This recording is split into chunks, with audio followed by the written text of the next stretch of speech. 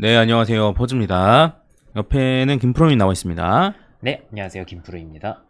어제도 많이 떨어지고 오늘도 많이 떨어졌습니다. 네. 그리고 제가 이제 주말간에 영상 올리기도 했고, 김금 라이브를 하기도 했지만, 한번 현물 ETF가 어떻게 되는지는 한번 조금 더 살펴봐야 될 것 같습니다. 네. 그래서, 현금 ETF가 이제 월요일 날 사는 것까지 반영이 되려면 아마 한 내일 한 오전 정도는 돼야지 반영이 될 것 같긴 한데, 네. 해당 부분 참고해 주시고, 그러니까 달러 인덱스가 떨어지면서 금도 좀 떨어졌거든요. 원래는 달러 인덱스가 떨어져 금은 올라가는 게 맞는 건데, 근데 하나하나 일로 보면은 이제 같이 가는 경우도 종종 있긴 한데, 네. 그래서 금도 떨어지고 지금 비트코인도 떨어지고 이런 상태라고 보시면 될 것 같습니다. 사실 지금은 안 떨어지고 있는 게 네. 없기는 하죠. 아예 없죠. 나스닥도 떨어지고. 맞아. 코스피도 지금 한 6% 정도 빠졌고, 일본 증시도 한 6% 정도 네. 빠지고, 네, 그리고 나스닥 선물 기준으로 따지면 지금 많이 떨어지고 있고, 네. 네, 해서 비트코인도 빠지고 안 빠지는 자산이 없는, 네. 네, 지금 달러도 빠지고 있고, 달러 인덱스도 빠지고 있고 이런 상황이라고 보시면 되는데, 결국에는 이제 달러를 어디에다 투자할지, 네, 뭘로 갖고 있을지, 네. 네, 그리고 돈은 그걸로 쏠리게 되어 있다. 그리고 그런 걸 확인하려면 이제 금으로 얼마나 이제 금액이 쏠리는지를 한번 봐야 될 것 같고, 네. 비트코인에도 쏠리는지 봐야 될 것 같다. 근데 이제 오늘 좀 두서없지만 하고 싶은 얘기들을 좀 쭉 하려고 하는데, 일단은 저의 실수라고 하면 좀 그런가요? 아무튼 제가 잘못 생각하고 있었던 점에 대해서 하나 좀 말씀드려야 될 것 같습니다. 뭐냐면 제가 이제 현물 ETF를 너무 가볍게 봤어요. 예, 그동안의 온체인 데이터나 이런 게 훨씬 더 신뢰성 있고, 현물 ETF에 의해서 가격이 많이 휘둘리려나 이런 생각을 했었는데, 지금 나오고 있는 것만 보면은 현물 ETF에 의해서 가격이 엄청나게 휘둘리고 있는 걸로 보입니다. 네. 네. 그래서 보면은 이제 사실 이제 이 마감하기 직전에 비트코인 유출량이 꽤 컸었어요. 네. 네. 꽤 컸었는데 꽤 컸던 것 치고는 별로 안 빠졌네라고 생각했거든요. 근데 여지가 없더라고요. 오늘까지 빠진 거 생각하면. 네. 그리고 보시면 아시겠지만 이렇게 많이 빠졌을 때가 이렇게 떨어질 때, 그리고 이때도 이렇게 빠질 때는 아래로 떨어지다가 이때부터 다시 쭉쭉쭉쭉 올라가기 시작하고, 그 다음에 이때 같은 경우에도 이렇게 아래로 저점 찍었을 때 이런 식이거든요. 그래서 현물 ETF랑 비트코인 가격이랑 반대로 가는 경우는 최근에 트럼프 때밖에 없었어요. 이때는 유입됐는데 유입이 이제 요때 된 거죠. 그래서 근데 어쨌든 유입이 꾸준히 일어났음에도 불구하고 저점은 갱신하고 요런 타이밍이 하나밖에 없었거든요. 그래서 지금은 비트코인 시장 자체를 현물 ETF가 거의 지배하고 있다 라고 봐도 무방합니다. 솔직히 말씀드리면. 물론 앞으로는 어떻게 될지는 모르겠습니다만 일단 지금은 그렇다. 그래서 현물 ETF가 수급이 들어오면은 비트코인 가격이 그거 보고 오르고, 그 다음에 이 현물 ETF에서 빠져나가면 비트코인이 그거 보고 떨어지고, 네, 이렇다 라고 보시면 될 것 같고, 그래서 결국 주말 그 다음에 월요일 해서 월요일날 거래량이 어쨌든 토요일 이걸 반영한 거잖아요, 일정 부분은. 그래서 이제 그거가 플러스인지 마이너스인지가 어쨌든 좀 중요해지겠다, 네, 정도로 좀 보시면 될 것 같습니다. 그래서 요거 관련된 얘기를 하나 드렸고, 그러니까 현물 ETF의 영향이 크지 않을 거라고 생각했는데 그게 틀렸다는 거죠. 네. 그래서 어쨌든 이런 상황이다. 뭐 지금 왜 떨어졌는지를 뭐 말하는 것 자체가 의미 없게끔 모든 자산이 전부 다 떨어지고 있습니다. 그렇죠. 네. 네, 요걸 염두에 두시고, 자, 그러면 이제 이런 상황이고, 그래서 이제 어떻게 대응하느냐 이런 거에 대한 얘기를 좀 드릴 건데, 그 전에 제가 드릴 말씀이 있는데, 매매 전략에 대한 얘기는 아마 오늘이 마지막일 것 같아요. 네. 모르겠습니다. 나중에 또 어떻게 될지 모르겠지만 당분간은 영상 올리더라도 저희 매매에 더 집중을 하는 영상 올려드리더라도 매매 전략보다는 단순한 뷰 관점에 네. 영상 올려드릴 가능성이 높고, 저도 이제 포트폴리오반 매매에 더 집중을 하려고 합니다. 네, 더 집중하고 포트폴리오반 브리핑에 더 집중하고, 네. 네, 그래서 영상을 못 올려드릴 수도 있을 것 같고, 한동안 아예 못 올려드릴 수도 있고, 네. 바쁘면. 그 다음에 매매 전략 관련해서는 오늘이 거의 마지막이고, 앞으로는 좀 올라갈 가능성이 몇 퍼센트 정도 된다. 어디서 지지받을 가능성이 있긴 하다. 약간 이런 식의 뷰 관점으로 좀, 네, 올려드리도록 하겠습니다. 요 점에 대해서는 좀 양해 부탁드리겠습니다. 자, 그러면 한번 차트를 좀 보도록 합시다. 일단은 제가 이제 올해 수익률이 꽤 높았는데 네, 좀 많이 떨어졌습니다. 그래서 이제 올해 수익률만 따지면 한 24% 정도 되네요. 근데 네. 이게 새벽 기준이라서 아마 이거보다 더 떨어졌을 거예요. 이게 한 2,180만 원 기준인데 지금 한 2천만 원 정도 되거든요. 그래서 아마 요 상태에서 종가 마감이 된다면 아마 조금 더 하락을 했을 것 같다. 그래서 이제 연초에 시작 기초 자산은 한 1,760만 원 정도고 지금은 어쨌든 한 2천만 원. 뭐 요 체크 될 때 기준으로 한 2,185만 원 요 정도 다 정도로 보시면 될 것 같습니다. 그래서 비트만 본다라고 치면은 결국에는 이제 올 연초 대비해서 한 20% 정도? 네, 올 연초 대비해서 한 26% 달러 기준으로 네, 요 정도까지 이제 올라와 있는 상태고, 그래서 얼추 좀 비슷하게 네. 비트코인에 비슷하게 좀 따라갔다 보시면 될 것 같고, 다만 이제 이더리움 비중도 꽤 높고 솔라나 비중도 높고 네. 알트코인 비중이 없던 건 아니고, 그다음에 현금도 있는 상태에서는 좀 뭐 최대한 좀 비트 손실 정도만 따라갈 수 있게끔 좀 하려고 최대한 뭐 했다. 네, 저도 이런 식으로 좀 대처를 했다. 뭐 저라고 하락장일 때 뭐 수익을 거뒀겠습니까?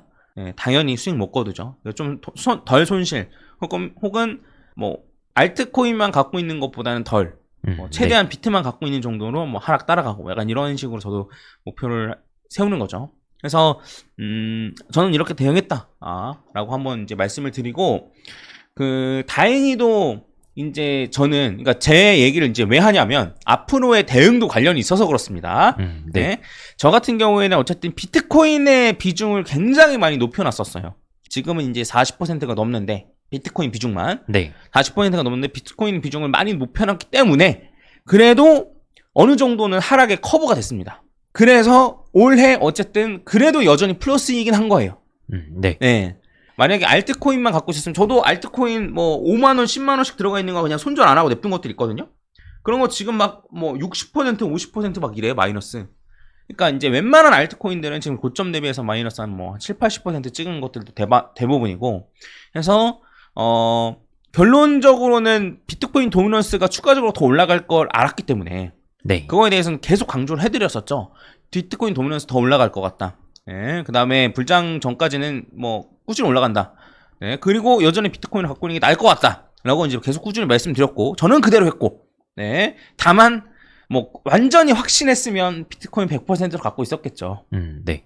네, 근데 이제 어쨌든 해당 기간에 비트코인보다 더 많이 올라갈 만한 코인, 아니면은 갑자기 이제 급등하게 되는 그런 사이클, 이런 걸 좀 감안해서 좀 메이저 알트코인 위주로도 좀 갖고 있었는데, 뭐 어쨌든 뭐 이렇게 됐다 정도로 보시고, 어쨌든 비트코인 위주로 많이 갖고 있었기 때문에 저는 조금 하락을 좀 그래도 좀 잘 피해갔다 라고 좀 생각을 합니다.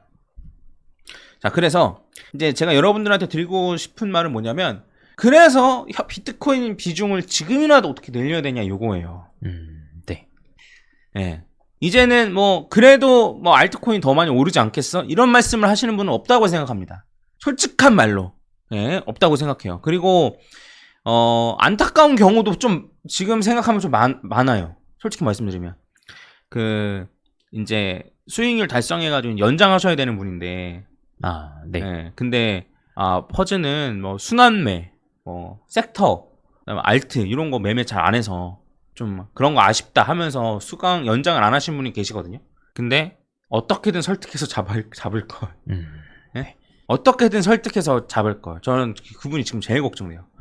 네, 그래서 어쨌든 그러면 그때가 아마 뭐 거의 고점이었어요. 한 3월 이때쯤이었던 것 같은데. 네. 그때 이제 아마 알트로 많이 갈아타셨을 텐데. 아무튼 그래서 지금이라도 좀 비트로 갈아타는 게 맞는 것이냐, 요거에 대한 고민을 좀 하게 될 것 같아요. 근데 네. 요거는 지금은 제가 뭐라고 말씀드리기 어렵다라는 좀 양해 부탁드려요. 예, 만약에 저 아래였으면 지금이라도 바꾸세요라고 얘기를 했겠지만, 근데 지금은 애매하단 말이에요. 왜냐면 지금 이제 비트로 바꾼다고 한들 비트만 올라가는 요 구간, 뭐 여기까지 똑같이 올라간다 하더라도 이제 이만큼 구간이 남은 거고, 그러니까 요 아래에서는 비트로 갖고 있으세요라고 제가 강력하게 얘기할 법하죠. 그래서 제가 2023년은 내내 비트코인만 갖고 있으라고 계속 얘기를 했었잖아요. 그쵸? 네. 이쯤 왔으면 비트로 갖고 있는 게 맞냐, 알트로 갖고 있는 게 맞냐에 대해서는 조금 고민을 해볼 것 같습니다.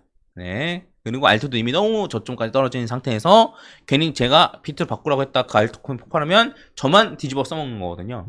네. 그래서 뭐 이렇게 하라 마라라고 말씀드리는 건 아니고 저는 여전히 비트코인 비중이 굉장히 높다. 그리고 해당 비중을 비트코인이 정고점 뚫을 때까지 유지할 생각이고 정고점을 뚫고 난 이후에도 일정 부분 유지할 생각이다. 일정 기간 동안. 네. 제 계획을 말씀드리는 겁니다. 그래서 만약에 뭐 포트폴리오가 수강하시는 분들이라면 그냥 갖고 계신 거 팔고 그냥 제 포트폴리오로 맞추는 거라서 네. 그냥 어쨌든 강제적으로 비트코인 비중을 높게 가져가는 걸 텐데 만약에 제 친구가 만약에 물어본다면 야 펀지야 내가 지금 개물렸어 지금 마이너스 알트코인 고점에 쳐물려가지고 마이너스 70% 80%야 라고 한다면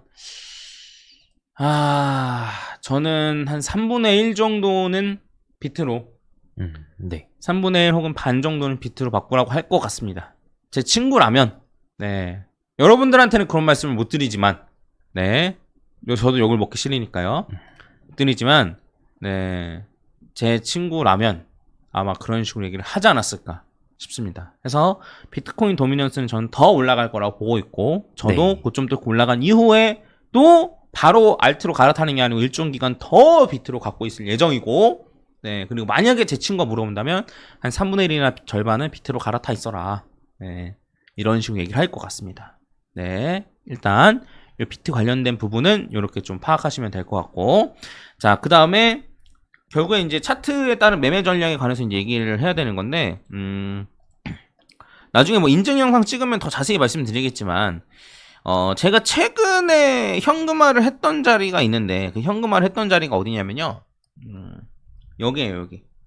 요 20주 이동평균선 중심선 근처까지 갔을 때 현금화를 좀 했습니다. 보여드릴까요? 8,800만 원대 매도, 9천만 원대 한 번 더 매도, 이게 16일, 7월 16일, 7월 18일이고, 8월 2일에 이제 매수, 이런 식으로 진행을 했거든요. 그래서 양 자체는 많지 않았어요. 근데, 다른 코인까지 포함하면 꽤 많았지. 그렇죠.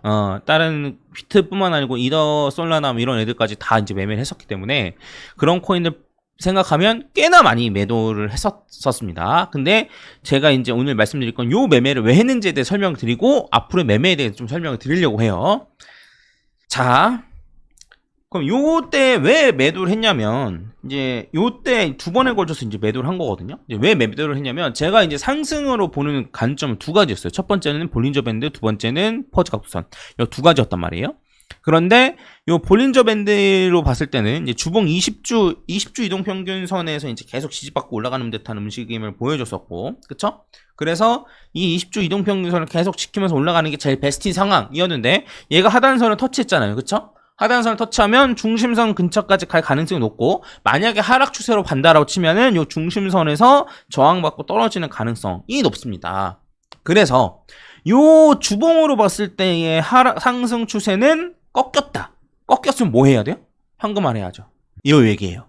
네. 그래서 어쨌든 요 부분에서 이제 현금화를 좀 했다라고 보시면 될 것 같습니다. 그래서 근데 원래는 여기서 바로 떨어진다라고 하면 이제 상승에서 하락 추세로 바로 전환인데 만약에 요 위로 뚫고 올라가면 횡보인 거잖아요. 그렇죠. 네. 그래서 요 위로 뚫고 올라갔네. 그래서 횡보인 거를 확인하고 어디서 다시 샀냐면 일봉 볼린저 밴드 중심선에 다시 샀습니다.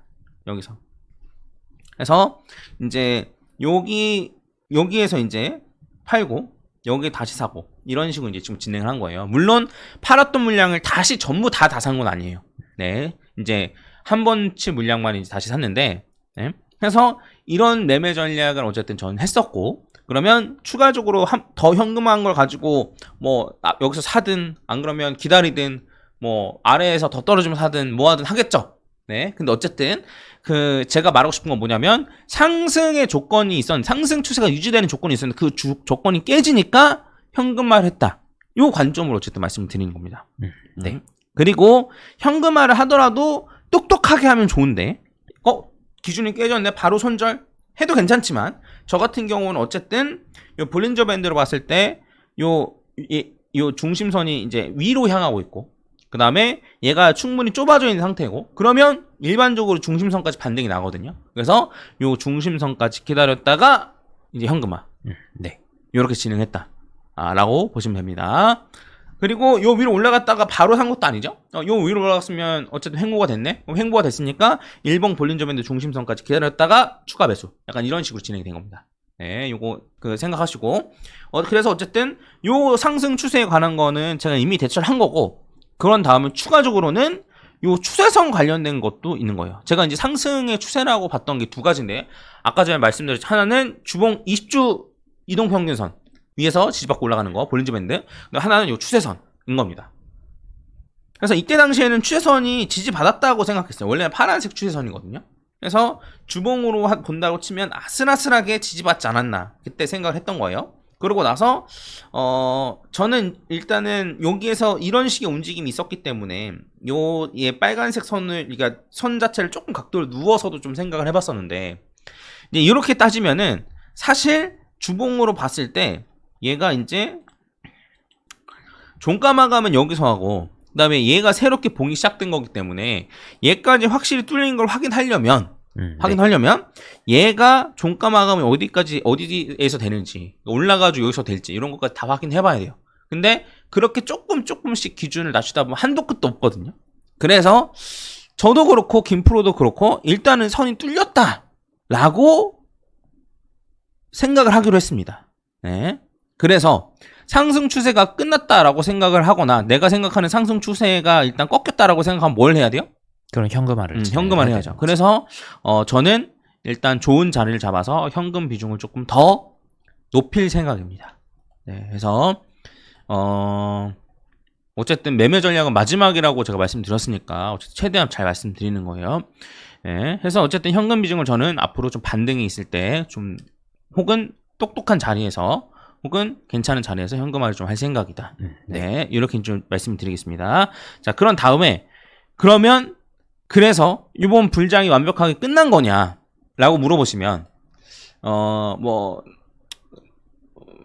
펀더멘탈적인 얘기나 뭐 이슈나 이런 거를 좀 제쳐두고, 네. 저는 결국에는 52주 이동평균선 아래로 떨어지지 않으면은 굳이 뭐 이렇게 아니라고 볼 필요가 있나 싶긴 하거든요. 52주 이동평균선 아래로 떨어지지 않으면 굳이 아예 시즌 종료를 볼 필요가 있나 싶긴 하거든요. 그래서 52주 이동평균선은 어쨌든 지금 한 49,000 정도 자리 와 있고, 좀 참고하시면 좋을 것 같습니다. 네. 그리고 어쨌든 현금화를 하는 것 자체는 이제 하락에 좀 대비하기 위함이죠. 네, 하락에 좀 대비하기 위함이고, 그냥 V자로 올라갈 가능성이 있냐 없냐라고 물어보면 당연히 있죠. 네, 근데 위로 올라가면 올라가는 대로 다시 사겠죠. 네, 그래서 만약에 예를 들면 뭐 요런 데서 이제 제가 팔고 나서 이렇게 V자로 올라가가지고 요런 데서 다시 샀다. 그럼 이만큼은 어쨌든 수익을 덜 가져가는 거죠. 그쵸? 여기서 팔고 다시 사면은, 그쵸? 수익을 덜 가져가는 건데, 근데 만약에 이렇게 안 가고 요렇게 떨어진다라고 하면은, 요렇게 떨어지고 올라간다라고 하면 더 큰 수익을 볼 수 있는 거죠. 개수 늘리기 차원에서. 그래서 어쨌든 바로 V자로 반등해서 올라갈 때의 수익을 좀 덜 가져가고, 좀 하락했을 때 대비하는 전략으로 지금 생각하고 있다. 네, 이렇게 받아들이시면 될 것 같습니다. 52주선이 지켜지는 한 차트로 봤을 때는, 다른 걸 다 제껴두고 차트로 봤을 때는 52주선이 지켜주는지를 한번 잘 확인 한번 해보시고, 해서 저는 추가 하락에 대한 대비는 할 거다. 결론, 추가 하락에 대한 대비는 한다. 전 한다. 네, 그게 어쨌든 뭐 적절한 현금화일 테고, 그 다음에 현금화 했다고 제가 말을 했는데 안 할 수도 있는 거예요, 사실. 갑자기 막 치솟고 올라가면. 근데 어쨌든 지금 생각에 대해서 말씀을 드렸던 거고, 오늘은 매매 전략에 대해서 그래도 오픈한다고 했으니까 한 거고, 그 다음에 만약에 어느 정도 좀 추세가 위로 방향이 바뀌었다라고 하면 바로 태세 전환해서 저는 매수를 진행할 겁니다. 진짜로. 네. 지금 어쨌든 유연하게 움직임이 중요하니까. 그렇죠. 해서 해당 부분에 참고하시고, 이거는 차트적인 걸 말씀드리는 거고, 그럼 펀더멘탈적으로는 과연 불장이 끝났냐라고 본다면, 요거는 제가 아무리 생각해도 차트를 좀 제외하면 오히려 차트가 더 좀 불안해 보이고, 비트코인의 펀더멘탈은 더 탄탄하지 않나 싶긴 하거든. 반대로요. 그러니까 차트는 떨어졌으니까 우리가 불안감을 느끼는 거잖아. 그렇죠.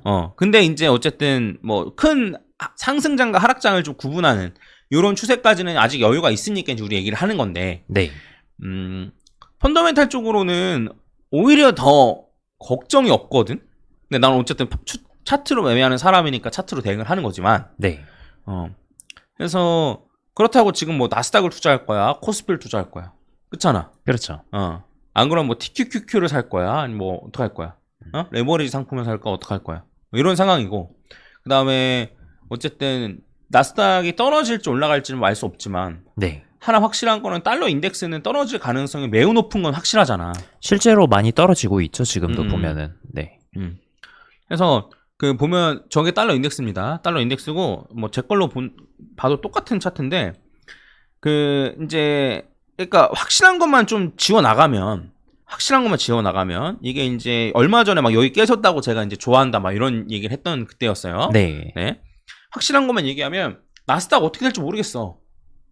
나스닥이랑 비트코인이랑 항상 똑같이 가는 것도 아니야 어차피. 그렇죠. 네.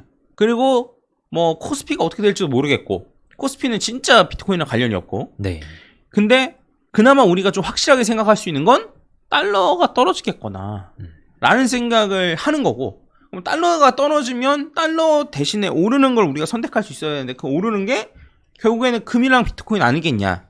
그동안의 패턴을 봤을 때는. 네. 그러니까 일시적으로 달러랑 비트코인이랑 같이 떨어질 수는 있겠지만, 결과적으로는 달러가 중장기적으로 떨어지면 비트코인은 중장기적으로 상승을 할 가능성이 높지 않겠느냐를 네. 보는 거잖아. 그렇죠. 그래서 오히려 펀더멘탈 쪽으로 본다면 뭐 일시적으로는 뭐 빠져나갈 수도 있고 일시적으로는 떨어질 수 있겠으나, 결과적으로는 지금 갖고 있는 자산이 뭐냐라고 물어보면 비트코인이 아닌가라는 생각이 들거든. 네. 그러니까 알트보다도 비트코인. 그렇죠. 알트보다도 비트코인 아니냐라는 생각이 듭니다. 저도 이렇게 생각하고, 김프로도 아마 같은 생각 아니야?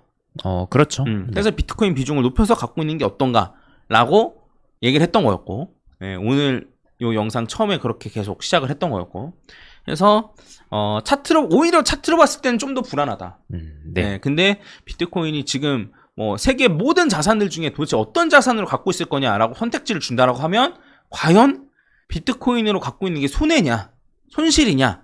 물론 변동성은 더 클 수 있겠지만, 네.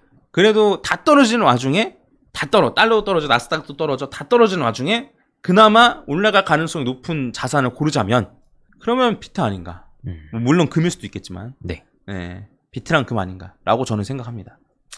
말이 좀 횡설수설 됐는데, 저도 뭐